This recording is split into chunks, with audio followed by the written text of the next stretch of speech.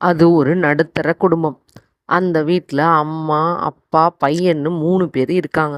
3 பேருக்குமே நல்ல வேலை இருக்காங்க. பணத்துக்கு பெருசா எந்த கஷ்டமும் இல்ல.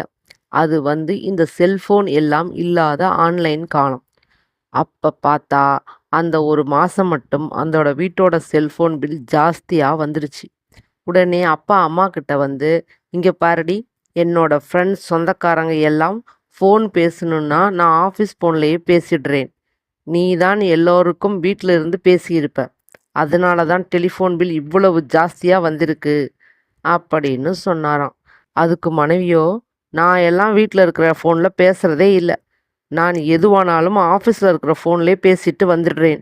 உங்க மகன் தான் மணிக்கணக்கா உட்காந்து பேசிட்டு இருப்பான்" அப்படின்னு சொல்ல, அந்த இடத்திற்கு வந்த மகனோ, "ம்மா, எனக்கும் ஆஃபீஸ்ல ஃபோன் இருக்கு.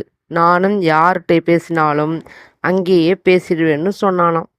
"வேணும்னா இன்கமிங் கால் மட்டும் தான் வரும்" என்றானாம். அப்பா எப்படிதான் டெலிஃபோன் பில் ஜாஸ்தியா வந்ததுன்னு யோசிக்கலாம். அந்த ஃபோனை குறுகுறுன்னு பார்த்துட்டு இருந்த வேலைக்காரி கிட்ட ஆரம்பிச்சாங்களாம். அதுக்கு அவங்களோ, "நானும் உங்கள மாதிரி தான். உங்க சொந்தக்காரங்களுக்கோ, நண்பர்களுக்கோ பேசணும்னா, நான் வேலை செய்ற இடத்துல இருந்து தானே பேசணும்னு" சொன்னபோது, எல்லோரும் வாயடைத்து போயிட்டாங்களாம்.